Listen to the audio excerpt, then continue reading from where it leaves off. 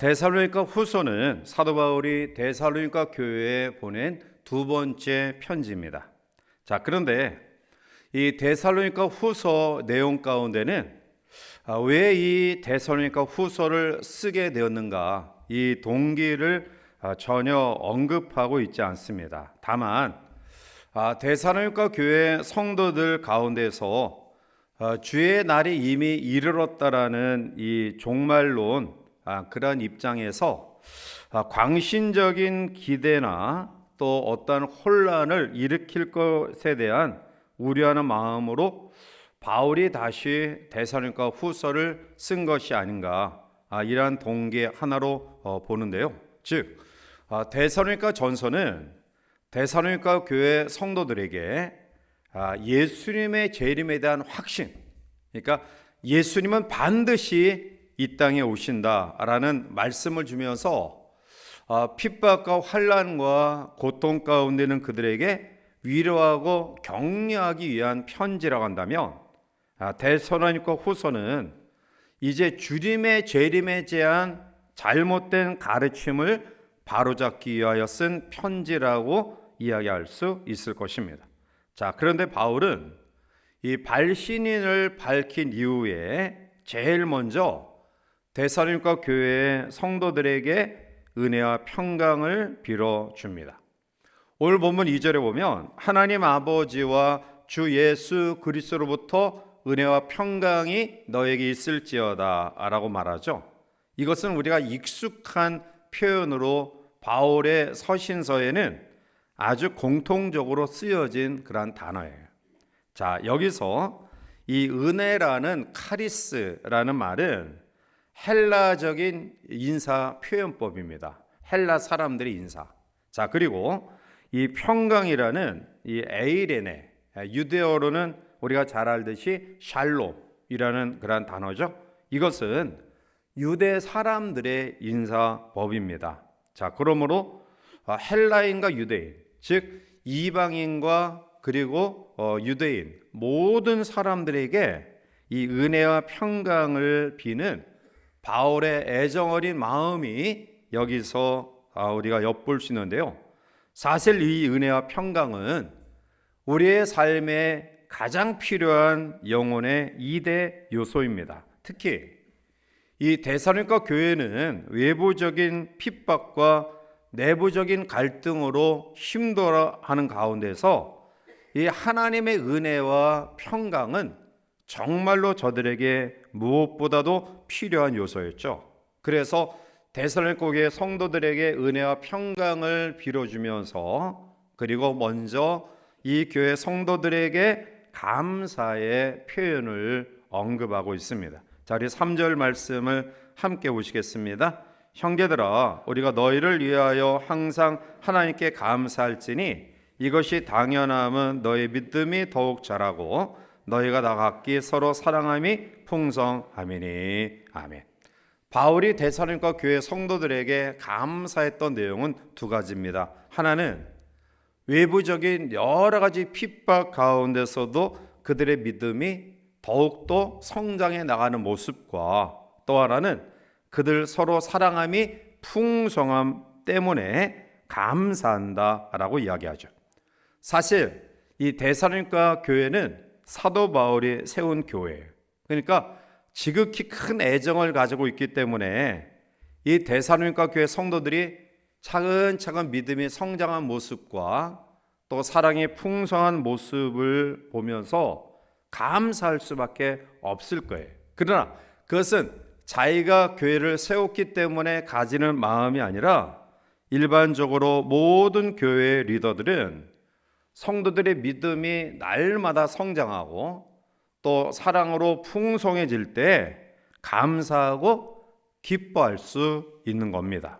왜냐하면 지구상의 교회는 오직 예수 그리스도 이름으로 뭉쳐진 하나의 공동체이기 때문에 어떠한 지역에, 어떠한 교단에, 어떠한 그러한 것에 속한 교회라 할지라도 그 교회가 믿음이 성장하고 사랑이 풍성하면 전 세계의 그리스도인들 또 리더들은 감사할 수밖에 없는 것이죠.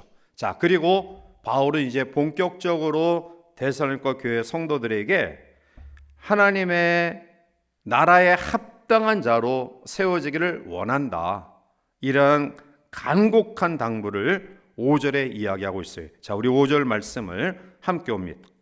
이는 하나님의 공의로운 심판의 표요 너희로 하여금 하나님의 나라에 합당한 자로 여김을 받게 하려 함이니 그 나라를 위하여 너희가 또한 고난을 받느니라. 아멘. 성도들 향해서 하나님 나라에 합당한 사람이 되었으면 좋겠다. 외부적인 핍박과 내부적인 여러 가지 분란 가운데서 잊어버리지 말아야 될 것은 과연 하나님 나라에 합당한 교회인가? 우리 자신이 과연 하나님 나라에 합당한 성도인가? 그것을 기억하고 결코 이 이름에 부끄럽지 않은 교회, 부끄럽지 않은 성도로 세워졌으면 좋겠다, 이런 간절한 염원을 바울은 이야기하고 있어요. 자, 그러면 오늘 데살로니가 교회 성도들에게 당부했던 하나님 나라에 합당한, 그 부르심에 합당한 교회 성도 되기를 원하는 간절한 염원을 가지고 부탁했던 본문의 말씀을 다시 한번 묵상하면서 우리가 하나님 나라에 합한 교회, 하나님 마음에 쏙 드는 성도 되기 위해서는 어떠한 믿음의 모습으로 무장해야 될 것인가, 우리가 구체적으로 본문의 말씀을 강의하면서 또 함께 은혜와 결단의 시간을 가지고자 합니다. 제일 먼저 하나님 나라에 합당한 교회 성도 되기 위해서는 복음을 위해 협력하는 믿음을 가져야 됩니다. 자, 본문 1절을 우리 같이 함께 읽어보시겠습니다. 바울과 실로아노와 디모데는 하나님 우리 아버지와 주 예수 그리스도 안에 있는 데살로니가 인의 교회에 편지하노니. 아멘. 자, 우리가 익히 알듯이 바울 서신, 이 데살로니가 후서는 사도 바울의 그러한 발신이에요. 그가 쓴 서신이에요. 자, 그런데 바울은 1절 상반절에 실로아노와 디모데를 공동 발신인에 함께 넣어 기록하고 있어요. 자, 왜 바울은 자기가 쓴 이 편지를 실로아노와 그리고 디모데를 공동 발신인으로 언급했을까요? 그 이유는 이 두 사람은 데살로니가 교회 설립에 큰 공을 가진 사람들이었기 때문입니다. 실로아노는 바울의 2차 선교 여행 때에 1차 전도 여행 때에 바나바의 조카인 마가 요한이 전도 사역이 힘들어서 중간에 포기하고 도망가 버려요. 자, 그래서 2차 선교 여행을 떠날 때 바나바는 자기의 생질인 마가 요한을 다시 한번 기회를 줘서 데리고 가자. 바울은 아니다. 한번 배반한 사람은 또 배반한다. 데려갈 수 없다. 둘이 팽팽하게 다투다가 결국 바나바는 마가 요한을 데리고, 그리고 바울은 또 다른 제자 실라를 데리고 각기 다른 지역으로 선교 여행을 떠나죠. 자, 이때 2차 선교 여행 때에 바나바 대신에 바울과 동역했던 사람이 바로 실로아노, 실라라는 사람이에요.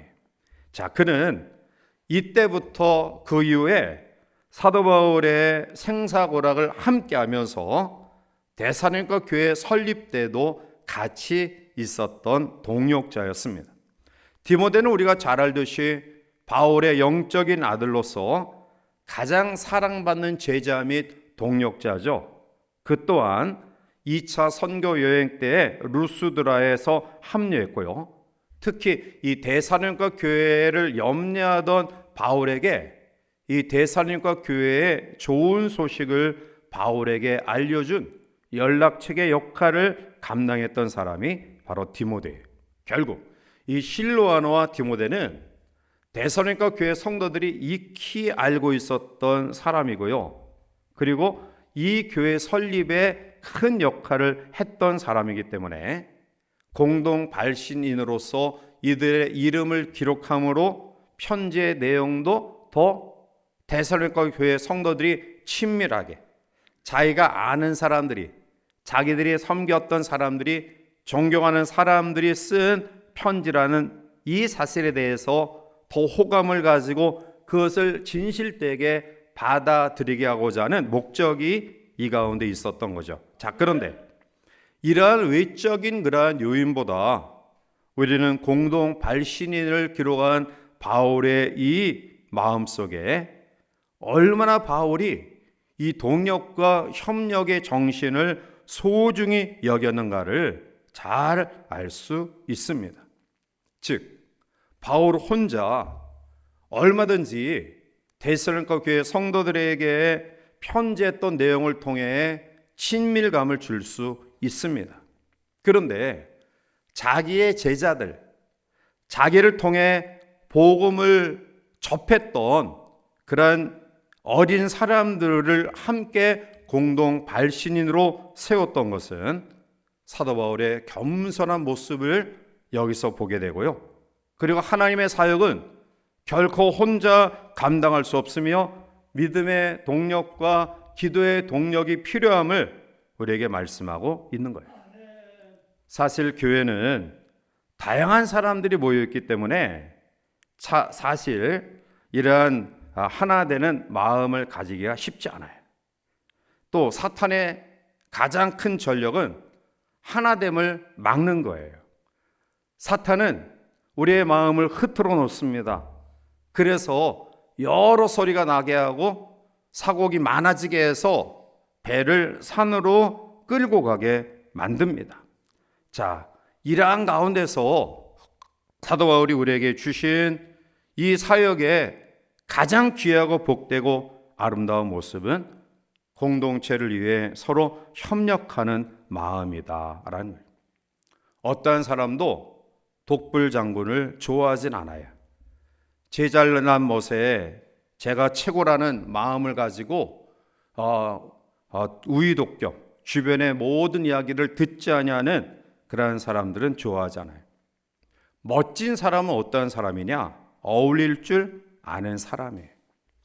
그리고 어울릴 줄 알면서도 자기의 삶의 목적과 정체성을 잃어버리지 않는 사람, 이러한 사람이 멋지고 아름다운 사람이에요. 그분이 바로 예수 그리스도이십니다.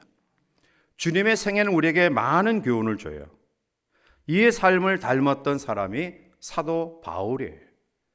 예수님은 고난 가운데 있는 자, 소외된 자, 사람들로부터 비난받는 자를 결코 외면하지 않았어요.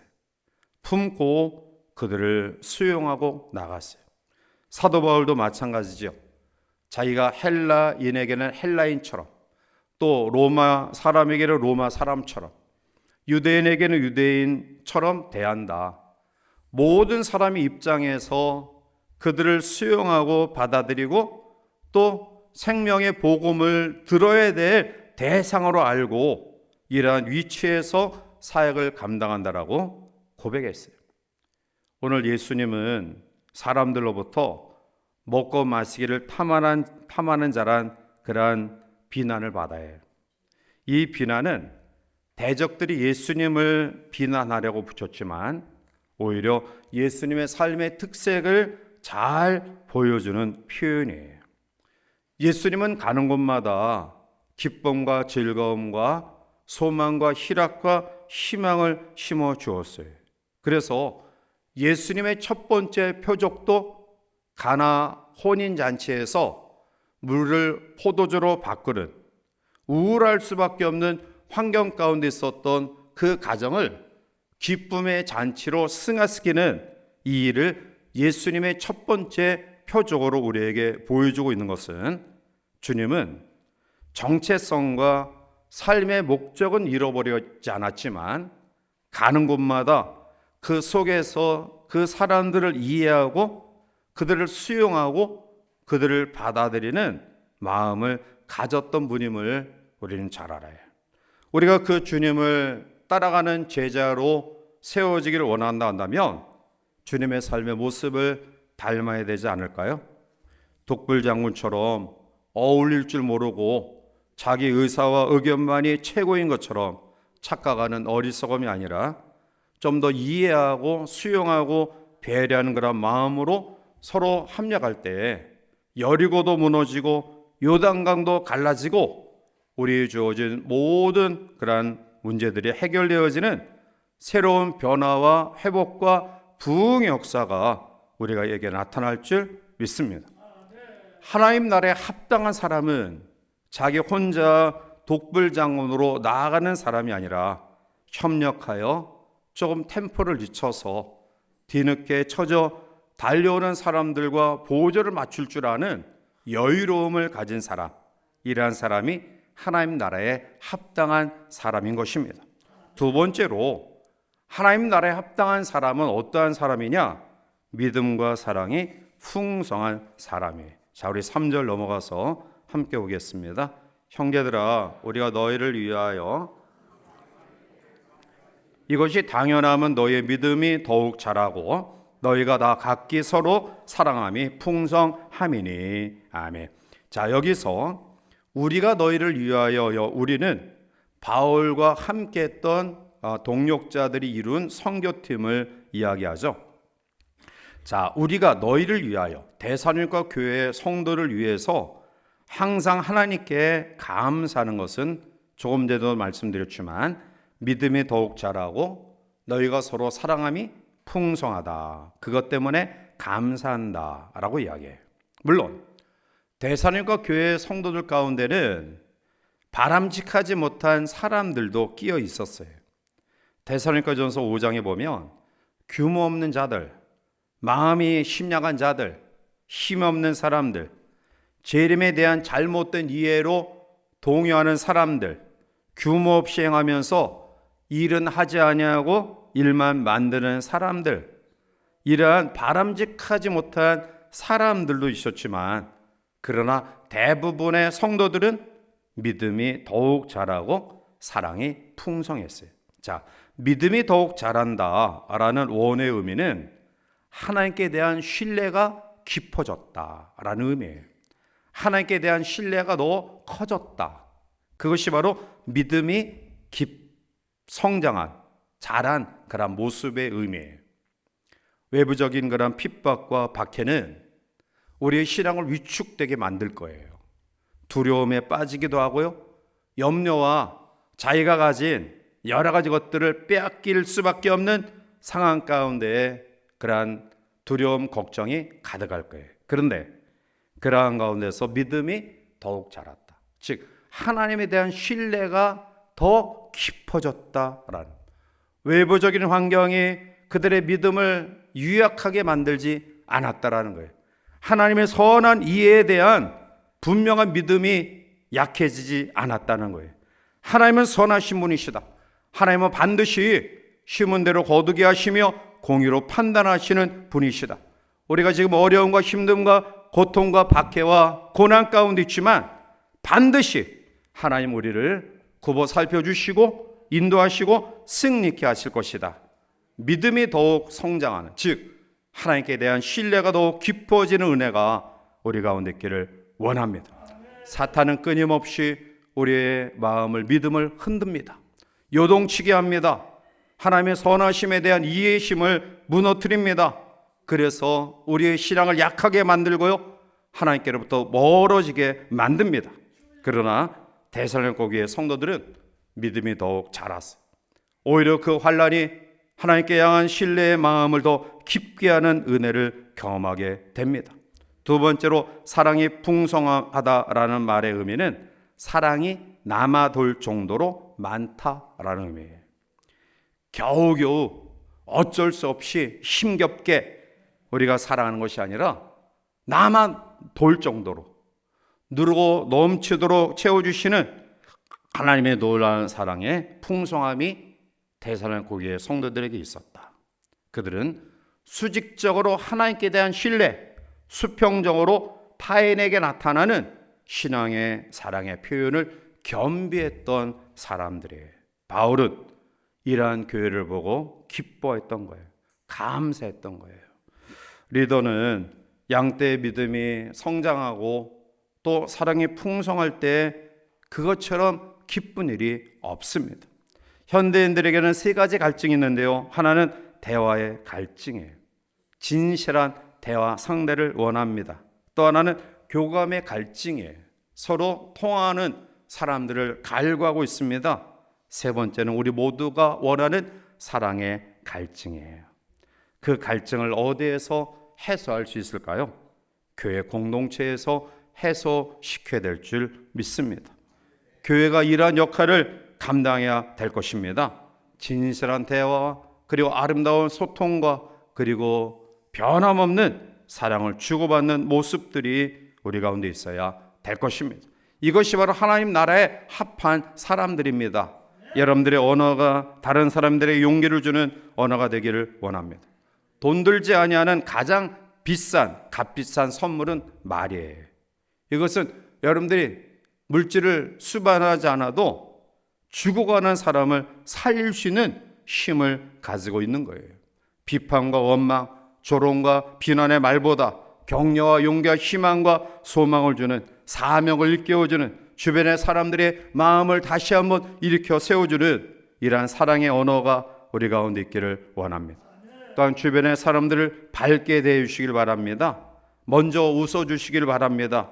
끊임없이 우리를 향하여 웃지 아니하는 사람들 포기하지 말고요. 가장 좋은 그러한 선물 가운데 하나는 웃음을 주는 거예요. 웃는 사람에게 침 못 뱉잖아요. 한 번, 두 번 외면한다 할지라도 끊임없이 간쓸게 다 빼버린 사람처럼 끊임없이 웃어주고 끊임없이 미소를 주면 그 가운데 모두가 넘어질 수밖에 없죠. 하나님 나라에 합한 사람, 하나님 마음에 합한 교회, 그것은 믿음과 사랑으로 충만한 사람, 교회인 줄 믿습니다. 세 번째는 인내하는 사람이 하나님 나라에 합한 하나님 마음의 기쁨을 드리는 자예요. 4절 넘어가서 우리 함께 보겠습니다. 그러므로 너희가 견디고 있는 모든 박해와 환난 중에서 너희 인내와 하나님의 여러 교회에서 우리가 친히 자랑하노라. 아멘. 바울은 가는 곳마다 자랑거리가 있었습니다. 그것은 성도들이 박해와 환난 가운데도 인내하는 믿음을 잃지 않은 것으로 인해서 바울은 사역의 현장 속에서 늘 감사하고 자랑했어요. 인내로 말미암아라는 원어의 의미는 무거운 짐이나 고통 아래에서 굳건하게 머물러 견디는 것. 이것은 수동적인 자세가 아니라 능동적인 태도를 이야기해요. 자, 무거운 짐이나 고통 아래 굳건하게 머물러 견디는 것이라는 의미를 우리가 생각해 보면, 인내라는 것은 평온한 가운데서 얻어지는 믿음이 아닌 환난과 박해 가운데서도 변함없는 믿음을 가지는 것이 인내다라는 것을 알 수 있죠. 환난이나 핍박이 일어날 때 넘어지는 자는 뿌리가 없는 신앙이네요. 끝까지 참고 견디지 못하는 자는 그의 신앙이 편안하고 어려움이 없을 때 누구보다도 뛰어난 믿음의 사람인 것처럼 보인다 할지라도 그 믿음은 가짜예요. 참된 믿음은 환난과 박해 속에서도 우리 주어진 여건과 상황이 어떠한 가운데서도 변함없이 믿음의 주 또 온전히 계신 예수를 바라보면서 소망 가운데 걸어가는 삶, 이것이 바로 참된 믿음입니다. 어쩌면 지금은 환난보다 유혹이 많은 시대를 살아가고 있어요. 오늘 대사님과 교회 성도들은 환난이 많은 시대를 살았던 사람들인데요, 오늘 우리들은 어쩌면은 환난보다는 유혹이 많은 시대를 살아가고 있어요. 그러나 환난이 있는 시대나 유혹이 있는 시대나 결코 동일하게 나타내야 될 신앙은 바로 인내의 믿음이에요. 변함없는 끝까지 우리의 깊숙이 세워진 곳에서 굳건하게 세워진 그러한 믿음, 인내, 이것이 바로 박해 때나 아니면 유혹의 때나 변함없이 우리들이 가져야 될 신앙이에요. 박해와 손해, 조롱이나 소외 때문에 믿음을 저버린다고 한다면 그것은 애초에 믿음 없는 사람이었던 거예요. 그러나 고난 중에도 믿음을 잃지 아니하는 모습을 가진다 한다면 그 사람은 참된 믿음의 소유자다. 바울은 가는 곳마다 인내하는 믿음을 가진 성도들 인해서 자랑거리가 있었어요. 저도 우리 성도들을 바라보면서 참 믿음 지키기 어려운데, 하나님 앞에 신앙을 유지하기 어려운데, 이러한 상황 가운데 있지만 그래도 기도하며 예배하며 말씀을 묵상하며 하나님의 도우심을 바라는 그런 분들을 보면서 주변의 동역자들에게 이러한 분이 계셔, 이러한 신앙에 계셔, 이러한 어려운 가운데서도 변함없는 믿음으로 무장한 분이 계셔, 이렇게 자랑해요. 노스캐롤라이나 샬롯이라는 도시에 가면 빌리 그레암 기념 도서관이 있는데요, 이 도서관 입구에는 빌리 그레암 목사의 부인 루스 그레암 여사의 무덤이 있는데요, 여기에는 이런 묘비문이 적혀져 있습니다. 공사 끝, 그동안의 인내를 감사합니다. 공사 끝, 그동안의 인내를 감사합니다. 이 묘비명의 배경에는 다음과 같은 사건이 있었습니다. 빌리 그레암 목사님의 아내가 세상을 떠나기 전 하루는 빌리 그레암 목사님과 함께 차를 타고 가는 가운데 도로 옆에 공사하는 그런 길목에 팻말 표지판을 봤어요. 자, 그런데 일반적으로 우리가 공사 표지판에 보면 공사 중입니다, 불편을 드려 죄송합니다, 이러한 공사 표지판이 적혀 있는 것이 당연한데요. 자, 그런데 그 공사 현장에는 이러한 것이 붙어 있었어요. 공사 끝, 그동안의 인내에 감사드립니다. 그러니까 아마 공사를 마치고 다시 감사 인사를 쓴 것 같아요. 그동안 이 도로 공사하면서 많은 불편함을 드렸는데 그래도 잘 참고 인내해서 감사합니다. 자, 루스 여사가 이 글귀를 보고 여보, 내가 죽으면 저 간판의 글을 내 위에 새겨주세요. 그 유언 같은 이야기를 듣고 루스 여사의 이 묘비문에 공사 끝, 그동안의 인내를 감사합니다. 즉 우리의 공사는 아직 끝나지 않았습니다. 하나님의 작품으로 완성된 그날을 소망하며 비난하고 불평하고 원망하는 대신에 인내하며 서로 세워가는 우리 모두가 되시기를 바랍니다.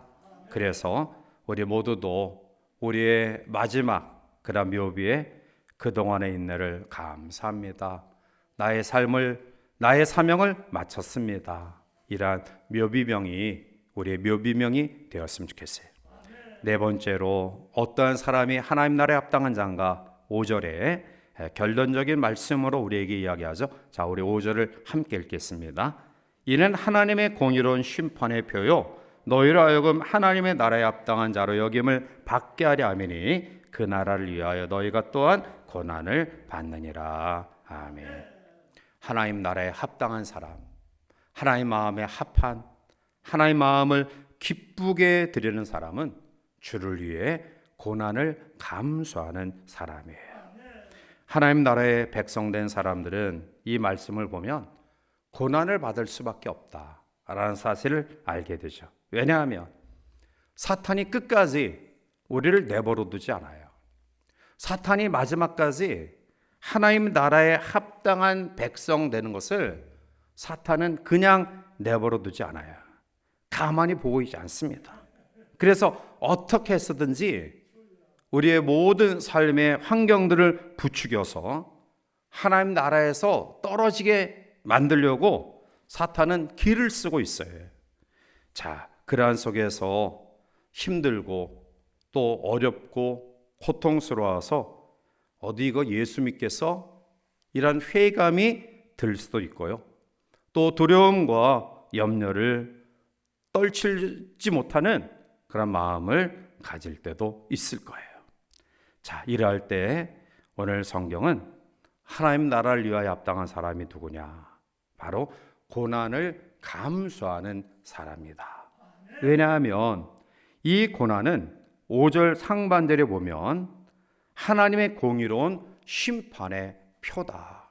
즉 성도의 고난은 고난으로 우리를 절망과 좌절에 빠뜨리는 삶이 아니라는 거예요. 그래서 하나님 나라의 합한 자로 고난을 감수하기 위해서는 하나님의 공의로움에 대한 신뢰가 있어야 돼요. 악한 자와 불의한 자를 반드시 심판하신다. 선하고 의로운 당신의 백성을 하나님은 반드시 지켜주신다. 결국 우리의 고난은, 성도의 고난은 하나님의 공의가 이루어지는 과정이에요. 그 과정이 지나면 합력하여 선을 이루는 역사가 우리 가운데 반드시 나타날 줄 믿습니다. 결국 믿음은 예수님을 위해 고난 받는 것을 포함하는 것이다. 가끔가다 왜 내 믿음이 자라지 않습니까? 이렇게 하소연하는 사람들을 봐요. 생명의 특성은 자라는 거예요. 그런데 왜 믿음이 성장하지 않을까요? 왜 믿음이 제자리에 머물러 있을까요? 그것은 행동하지 않은 자신에게 문제가 있는 거예요. 기도하지 않고 말씀 읽지 않고 예배를 소홀히 하고 헌신하지 않고 고난을 회피하는데 어떻게 믿음이 성장할 수 있느냐라는 거예요. 믿음이 자라려면 예배하는 삶을 통해 말씀과 기도를 가까이 하셔야 되고요. 그리고 우리에게 주어진 이 고난을 두려움이 없이 하나님의 공의로움 속에 반드시 선악간에 판단하신다라는 그러한 믿음을 가지고 그것을 수용할 줄 아는 신앙을 가질 때 그 신앙이 성장하는 거예요. 그 믿음이 자라나는 거예요. 오늘 저 여러분들 마음속에 주님을 위해 고난받을 준비를 즐겁게 받아들이시는 우리 모두가 되기를 원합니다. 물론 그것은 쉽지 않아요. 그러나 주님도 우리를 사랑하시기 때문에 십자가를 지셨고요. 바울도 생명의 복음을 전하기 위해 온갖 박해와 시련을 경험했어요. 거친 바다를 항해하는 선박은 늘 위험에 노출되어 있습니다. 그렇다고 해서 그 선박을 항구에 정박해 놓는다고 한다면 그 배는 난파선과 별반 다를 바 없어요. 오늘 우리의 주어진 헌신과 봉사와 그리고 믿음의 경주가 물론 어려움도 있고요, 고난도 있고요, 힘듦도 있어요. 그러나 그것을 회피하고 그냥 아니라는 가운데 평안한 가운데 있다고 한다면 그것은 난파선과 별반 다를 바 없어요. 우리가 거친 파도를 향해 전진해 나갈 때 하나님께서 그 파도를 갈라주시기도 하고요, 비켜나가게 하시기도 하고요, 그리고 물을 넘치게 해서 그 모든 암초를 이겨나가는 놀라운 능력의 은혜를 우리에게 허락하실 것이고요, 이러할 때 우리는 그 사투 속에 주어지는 하늘의 기쁨과 즐거움과 소망의 풍성함을 우리는 맛보며 누리게 될 줄 믿습니다. 이제 말씀을 맺습니다. 성도의 목표, 교회의 목표는 하나님의 영광이에요. 어떤 것보다 하나님의 영광을 우리가 뒤처지게 해서는 안 돼요. 그럼 하나님의 영광을 돌리는 공동체, 돌리는 성도 되기 위해서는 어떻게 해야 되느냐? 바로 하나님 나라에 합당한 자로 살아갈 때 하나님 영광을 받으시고요, 그리고 하나님은 우리를 보며 기뻐하시는 거예요. 오늘 하나님 나라에 합당한 자로 어떠한 믿음의 결단을 가져야 될까요? 우리 모두 복음을 위해 협력하시기를 바랍니다. 더욱더 주님에 대한 신뢰가 깊어지는 믿음이 성장하고 사랑이 풍성한 사람들이 되기를 바랍니다. 믿음은 인내를 수반하는 것입니다. 주를 위해 고난받는 각오를 우리가 하고 우리의 주어진 삶을 힘있게 살아갈 때 우리의 삶을 통해 하나님 영광 받으시고요, 또 우리를 통해 하나님은 기뻐하시고요, 우리를 통해 기쁨을 받으신 하나님께서는 더욱더 우리에게 기쁨을 하나님께 드릴 수 있는 환경과 여건과 모든 은혜를 더하실 줄 믿습니다. 하나님 나라의 합한 자로서 부끄러움이 없는 우리 남은 생애 되기를 주님의 이름으로 간절히 축원해 드립니다.